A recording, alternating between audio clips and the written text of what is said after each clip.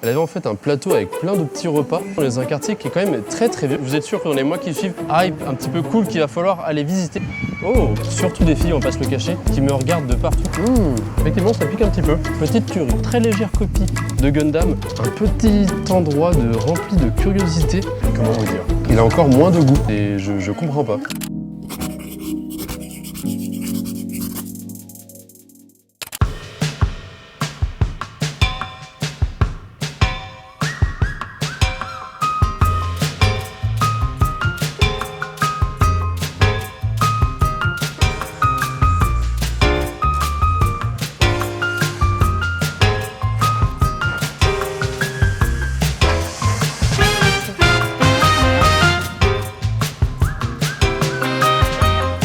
Bonjour à toutes et à tous, c'est Antoine pour Photopia, j'espère que vous allez bien, bienvenue dans cette nouvelle vidéo et aujourd'hui je suis spécifiquement content de vous faire cette petite vidéo, petite entre guillemets, parce que ça va être quand même assez dense je pense, pour vous parler d'un quartier, peut-être du quartier que je préfère à Séoul. Il s'agit du quartier de Eulgilo.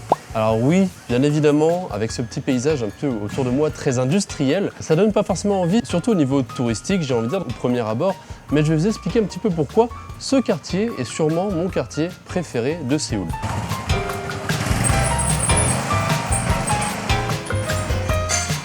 La dame que vous venez de voir passer juste là, elle avait en fait un plateau avec plein de petits repas. C'est un truc qui se fait assez souvent, on voit plein de petites femmes comme ça se balader un petit peu partout dans les rues d'ici. Parce qu'en fait, elles vont amener la nourriture directement aux ouvriers qui travaillent dans toutes les petites boutiques qui sont ici. Un boutique, on va dire, les mini-usines. Pourquoi? Parce qu'effectivement, comme vous l'avez un petit peu remarqué rien qu'à l'ambiance, c'est un quartier qui est très industrialisé. Et du coup, j'ai aidé la petite dame ici pour remettre le papier journal sur le plateau repas qu'elle allait amener dans une des entreprises. Le quartier de Eulgilo est connu pour son côté très industriel. Il a tendance aussi à beaucoup récemment se moderniser. C'est un petit peu devenir un quartier branché, d'où le nouveau nom qui est maintenant très souvent appelé par les Coréens Hipjilo.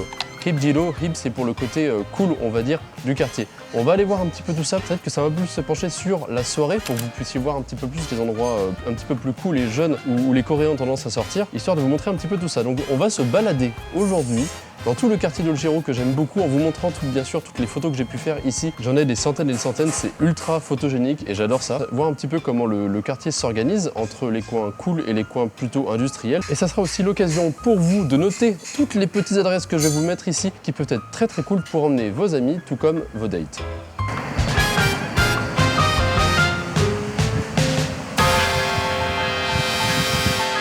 Comme vous pouvez le voir derrière moi, à côté, etc., on est dans un quartier qui est quand même très vieux, qui date même de l'époque, de la période de la dynastie Joseon, si je ne me trompe pas. Et c'est un quartier qui a évolué avec le temps, avec bien sûr la colonisation du Japon qui est venue mettre un petit peu son nez par-ci par-là, mais qui a toujours resté très industriel et qui malheureusement risque de beaucoup changer dans les années qui suivent. On a bien sûr toute cette tendance jeune qui va s'installer dans les vieux bâtiments, essayer de refaire les choses à leur façon et de se les approprier pour pouvoir les rendre un petit peu cool et tendance, ce qui redonne beaucoup de vie au quartier et ça c'est un énorme plus. Malheureusement, il y a énormément de bâtiments comme ceux-ci qui, heureusement, c'est un bien pour un mal, j'ai envie de dire, qui vont être détruits pour ensuite reconstruire des bâtiments beaucoup plus modernes et beaucoup plus hauts, histoire d'optimiser bien sûr, comme d'habitude, l'espace de vie à Séoul. Mais comme vous pouvez voir derrière moi, il y a quand même des bâtiments qui ont sacrément du charme et qui nous font un petit peu voyager dans cette ambiance des années 70, 80, début 90.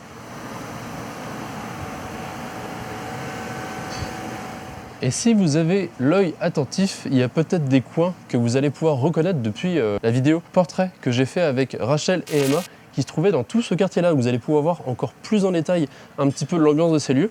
Et je vous invite à aller voir du coup la vidéo, les photos que j'ai faites, bien sûr en suivant le Instagram en question, pour vous remontrer un petit peu toutes les photos qu'on a fait, qui étaient un petit peu dans une ambiance 70s, on va dire, et plein du coup de décors qui collent avec l'ambiance des photos, qui, je vous avoue, n'était pas pour me déplaire. Nous sommes maintenant dans la rue de Fer. Rue de Fer, pourquoi? Parce que faut savoir que Eulgilo a eu une petite histoire durant la guerre de 3 ans. Voilà, le 27 juillet 1953 qui a poussé les habitants à reconstruire très rapidement aussi beaucoup de logements parce qu'il y avait une énorme émergence de population qui commençait à vivre et du coup le quartier de Eulgilo s'est aussi organisé pour pouvoir vivre dans des conditions très restreintes, très petites, d'où aussi le fait qu'on a énormément d'usines qui sont dans quelques petits mètres carrés dans les vieux bâtiments de Eulgilo. Et là on est donc dans la rue qui a été là pour représenter un petit peu, se rappeler de ces événements et de l'industrie de l'artisanat d'Olgilo qui a permis au quartier de revivre, de survivre même. Et c'est aussi un petit peu étrange de voir ça, sachant que le quartier va être totalement détruit et reconstruit dans le futur. Il faut savoir qu'en 1913, un des premiers cinémas de Corée a été construit pas très loin de Olgilo, qui a aussi énormément poussé l'industrie de l'imprimerie pour pouvoir imprimer tout ce qui était poster et tickets de cinéma. D'ailleurs, derrière moi, il y a l'hôtel Kukdo. De l'hôtel, je ne sais pas exactement d'où vient. Kukdo était le nom en fait du cinéma à l'époque qui était présent dans le quartier de Olgilo.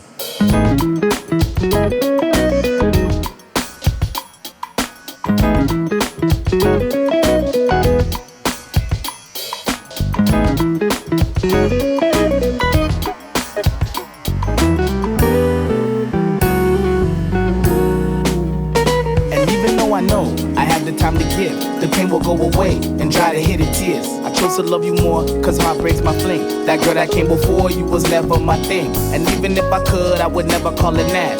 Can you please forgive all the jealousy I have? This time I'm finding peace in my sorrow that I keep. And all I have is silence in your absence and release. Hey.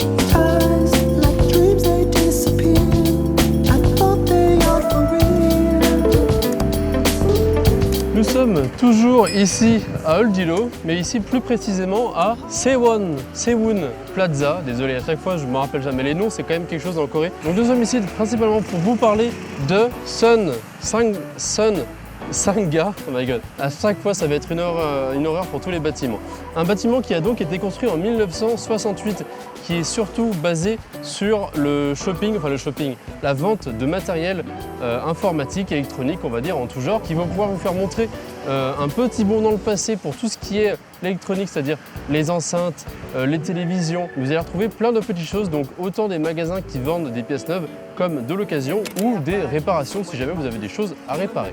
Il y a d'ailleurs un petit truc en particulier à l'intérieur qui pourrait vous intéresser, qui sort un petit peu de l'ordinaire et qui mérite d'être vu. Pour ce qui est sinon de Sewon Plaza, ici, qu'est-ce qui participe aussi fortement à la popularité d'un lieu en Corée? Ça va être bien sûr les dramas. Les dramas, dès qu'ils vont avoir un endroit en particulier dans lequel ça va être filmé, vous êtes sûr que dans les mois qui suivent, ça va être un endroit un petit peu hype, un petit peu cool qu'il va falloir aller visiter et ensuite prendre sa photo et la poster sur Instagram. Ici, c'est d'ailleurs un de mes amis, Mathieu, qui vit ici, qui l'avait reconnu parce qu'il est arrivé ici, il a dit mais ça me parle cet endroit, ça me dit quelque chose, j'ai l'impression d'avoir déjà vu quelque part. Et effectivement, on se baladait et juste derrière là-bas, vous avez des petites captures d'écran d'un des dramas qui a utilisé ce lieu pour en faire un endroit un petit peu plus iconique qui s'appelle, parce que moi je ne l'ai pas vu, Vincenzo. Et sur cette place ici, avec les petits endroits autour qu'on va aller s'empresser de visiter et peut-être même d'aller manger. Parce que je vous avoue que je commence à avoir faim, il est déjà 12h40. Donc comme vous pouvez le voir, nous sommes effectivement dessous le bâtiment dont je vous ai parlé, ce qui a pu donner l'ouverture de plein de petits restaurants et de cafés qui sont devenus assez populaires dans le lieu. Et en fait, dès qu'on se retrouve à l'étage, vous avez bien évidemment encore plein d'autres boutiques, comme je vous l'ai dit, qui vous permettent d'acheter encore une fois plein d'électronique, mais qui va aussi donner accès à plein de petits restaurants qui ont l'air tous aussi délicieux les uns que les autres. Donc on va aller en essayer un qui me donnait, je vous avoue, bien envie. Oh, vous voyez, il y a aussi plein de vinyles, les impressions de pochettes de vinyle, etc. On a du studio Ghibli juste là. La culture japonaise a toujours son importance, on va pas se le cacher. Mais vous avez plein de petites boutiques comme ça, un petit peu rétro. Juste avant d'arriver à l'endroit en question, un des cafés aussi que je peux vous montrer, ça va être celui-ci, Champ Coffee, qui est assez populaire. Et je pense avoir trouvé enfin l'endroit du restaurant et ça me rassure. 안녕하세요. One outside. 네? outside? non, il est ok. Ok. 감사합니다. Parfait, on va pouvoir s'installer dehors. J'ai donc pris le truc qui se retrouvait ici. Il y a le mec qui est venu, il me parlait 90% coréen, 10% anglais. Donc il me disait ça c'est noodle. Ça c'est bibim, donc bibim c'est un truc mélangé normalement, donc je sais pas exactement. J'ai vu sur les photos tout a l'air assez bon. Je sais pas quel prix c'est, de toute façon c'est entre 9500 et 11 000, donc ça va, c'est pas trop cher. Il m'a dit que c'était un petit peu spacy, je dis ok à chaque fois, parce que quand ils disent à un étranger que c'est spacy, c'est que ça va. À chaque fois que je fais une vidéo, là, j'ai le trépied, la grosse caméra, le micro wireless, etc. Et j'ai, bon, surtout des filles, on va pas se le cacher, qui me regardent de partout comme si j'étais un influenceur peut-être connu, etc. Alors que j'ai l'impression d'être un gros imposteur. Je suis juste un petit Français qui veut vous parler de la Corée et voyager avec vous. Et ben voilà, le petit plat est arrivé. C'est pas un ramen, enfin il n'y a pas de bouillon avec, c'est vraiment juste les nouilles avec des brochettes, avec bien sûr le kimchi et le radis qui va à côté. Et du coup c'est une petite assiette comme ça, toute mignonne. Alors goûtons ces nouilles. Je sais pas s'il y avait autre chose du coup de plus recommandé, mais je pense que c'est vraiment le plat classique on va dire. Effectivement ça pique un petit peu. Et c'est des nouilles froides. Donc je vous avoue que là avec la chaleur qu'il fait, ça fait énormément bien.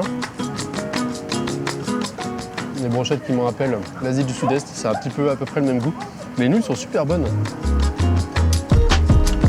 Je galère à les prendre, elles sont toutes collées, mais c'est vraiment très très bon. D'ailleurs, vous pouvez prendre ça pour rafraîchir un petit peu la bouche quand ça pique. Un goût piquant, pas typiquement coréen justement, qui est vraiment très très bon. Il y a moyen que je revienne ici parce que c'est un petit régal. Et froid comme ça, là, c'est un plaisir aussi. Eh bien écoutez, ce petit restaurant de nouilles là, ça sera l'occasion pour moi en tout cas de revenir réessayer tout ça parce que je me suis régalé. La dernière fois j'avais vu autre chose frit ici, je ne sais pas du tout ce que ça vaut, c'est dans un petit magasin comme ça, il y a plein de monde qui attendait. Je vais me prendre un petit truc à 1500, on va voir ce que ça donne. Ça a l'air bien bon quand même, c'est fat en vrai. Et quoi ça y est, Paoudona Original ne Hana.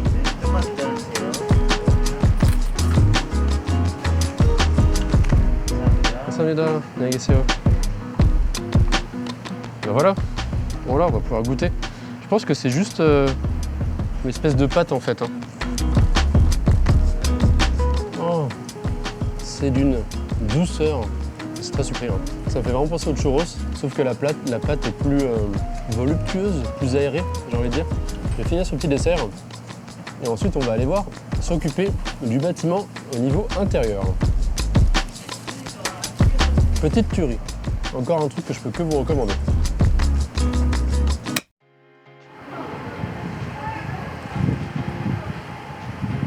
Joli cadre ici.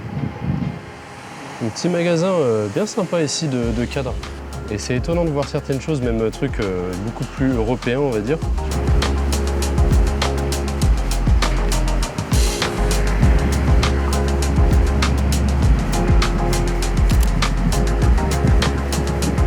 Et non, je ne suis pas au Japon, je suis toujours bien en Corée avec une petite copie, très légère copie de Gundam qui est donc un des gros icônes du Japon, des robots géants. Makers City Sewon, donc le building, le mall, on va dire le centre commercial d'électronique. Vous allez pouvoir trouver plein de pièces et de matériel en tout genre. Il faut bien garder en tête que ça reste encore assez industriel, c'est pas non plus pour le particulier lambda comme un Fnac, c'est quand même très underground on va dire comme ambiance et je vous propose d'aller visiter un petit peu à l'intérieur, dont un des endroits qui pourrait peut-être vous donner envie d'aller y jeter un coup d'œil. Et ce qui est plutôt marrant c'est que en face de ce gros bâtiment rempli d'informatique, vous avez un énorme parc avec les montagnes en fond qui font totalement contraste avec le lieu. D'ailleurs, il y a aussi quelques magasins de vinyle, etc. juste derrière là-bas. Ils sont plutôt sympas. Bon, vous voyez, on arrive tout de suite. Des caméras, des micros. Oh, c'est quelle caméra qui me filme? Celle-ci? Ça n'arrive pas à me repérer. Bref. Qui dit informatique, qui dit aussi pop culture. Si je dis pas de bêtises, on devrait pouvoir y trouver un petit endroit rempli de curiosités qu'on n'aurait pas l'habitude de voir en France. Alors déjà, ce genre de magasin comme ça n'existe pas concrètement, réellement en France. J'arrive pas à trouver où c'est. C'était par là pourtant. En même temps, il y a 40 étages. Ah, qui c'est qui a retrouvé? En fait, je me suis trompé. Je pensais que c'était un étage au-dessus. En fait, c'était un étage en bas. Ça dépendait de où j'étais arrivé la dernière fois. Du coup, l'endroit que je voulais vous montrer qui peut être sympa et très original à visiter, même si c'est pas vraiment une visite, mais ça vous permet de montrer quelque chose d'autre, c'était la réparation de bornes d'arcade que vous pouvez retrouver ici. Ils en fabriquent, c'est des choses que vous pouvez retrouver des fois dans certains bars et restaurants. Et vous en avez de toutes sortes. Vous pouvez même, ici, essayer directement pour pouvoir jouer. Donc, c'est bête, mais il ne faut pas déranger bien sûr ici, vu que c'est un lieu de travail. Ça vous permet d'essayer de faire une partie avec quelqu'un, de vous amuser, même si c'est en coréen, que vous ne comprenez pas tout. Ça permet vraiment de faire une petite visite assez originale, toujours en ne dérangeant pas. Vous avez aussi, si jamais, un coiffeur, si jamais vous avez une envie pressante. Ça permet vraiment de voir un petit peu, la culture du Japon qui s'est installée en Corée, la Corée qui se l'est remaniée d'elle-même de son côté. Vous avez aussi tout ce qui est les panneaux d'affichage sur lesquels vous pouvez commander vos meilleurs bubble tea. Vous avez d'autres petites choses, là, les vieux trucs à l'ancienne. Voilà, c'est vraiment, ça baigne dans son jus, ça baigne dans la poussière, mais ça vous permet vraiment de voir autre chose. Et c'est le genre de petite visite. Moi, quand je suis tombé dessus, c'était vraiment au hasard. C'est arrêté. Si jamais vous voulez choisir quel bouton acheter, quel petit analogue du plus fancy au plus classique, on va dire, même si celui-là est un peu brillant et un peu joli. Et vous avez les... Oh. Cool. Voilà, ça vous fait une petite visite originale que je ne peux que vous recommander.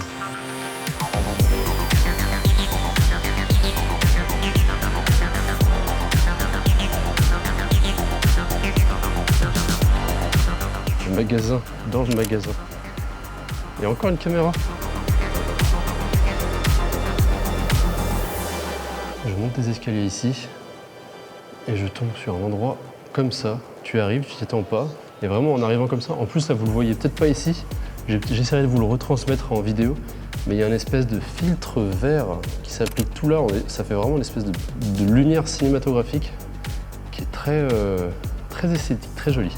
J'ai l'impression que c'est pas là, et la porte est verrouillée ici, donc je ne peux pas aller à l'extérieur. Où est ce foutu rooftop? Je sais pas ce que c'est, mais on dirait que c'est une mini-maison chez quelqu'un. Je suis sûr d'avoir vu comme quoi il y avait un rooftop quelque part au-dessus de ce bâtiment. Peut-être pas celui-là, peut-être l'autre. Aurais-je trouvé par hasard étage 9, Seoul Roof Garden.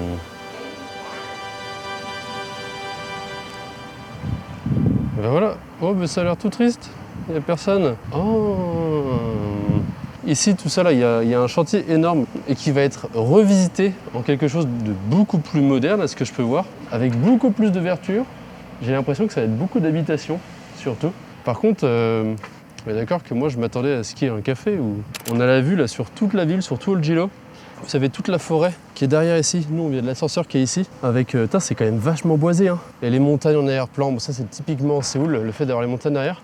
On peut apercevoir au loin, très très au loin là-bas, dans les nuages, dans le brouillard, la Lotte Tower.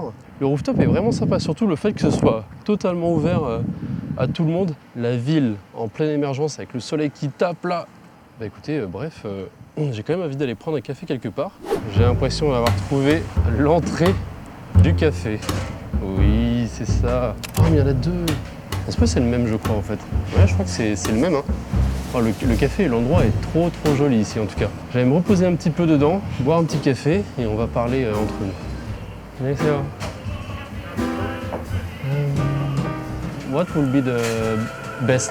Best handle for the coffee. 네. Here you choose bean. Mhm. Later point is acidity level. 아, 오케이. You choose. 아, 이거 줬어요? What is it? 네. Hot or ice? Ice? 네. Je suis pas sûr d'avoir tout compris ce qu'il m'a dit, mais je crois qu'en il y a de la place aussi. Ouais, c'est ça. C'est très classieux à l'intérieur. Il y a le petit plateau de mahjong, enfin mahjong, c'est plus, non c'est pas mahjong, mais je sais plus exactement. Je vais aller là.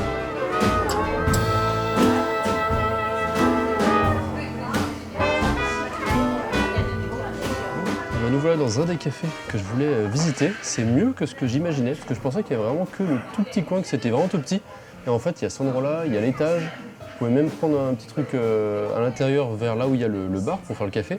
De mon côté, un café qui vient de Bolivie, qui m'a quand même coûté 6 €, donc ce qui n'est pas rien, je trouve, pour un café, surtout que moi je ne suis pas un grand connaisseur de café, qui est normalement très acide. Je me demande à quel point, sachant que là en plus il est glacé. J'ai demandé à le prendre glacé parce que là avec le chaleur, je fallait juste que je mange un truc frais. Et je me suis laissé tenter pour prendre un pain au chocolat qui... Ah non, je m'attendais à ce que ça craque et en fait, ah, ça craque un petit peu à certains endroits. Ça va, c'est pas si mauvais que ça. On va voir, je vais le goûter et voir ce que ça donne. En tout cas, il est assez fat. Lui, il m'a coûté 3 € à peu près. Mais je suis toujours à la recherche des meilleurs pains au chocolat. D'ailleurs, il faudra que j'en fasse une vidéo. Et on va goûter ce café, mine de rien. Ah oui, c'est très acide. Alors, le fait que ce soit frais, ça fait du bien. Et effectivement, c'est très acide. Et le pain au chocolat, bon, fourni avec couteau et fourchette, pourquoi? Je ne sais pas. Mais nous, on va le goûter à la française.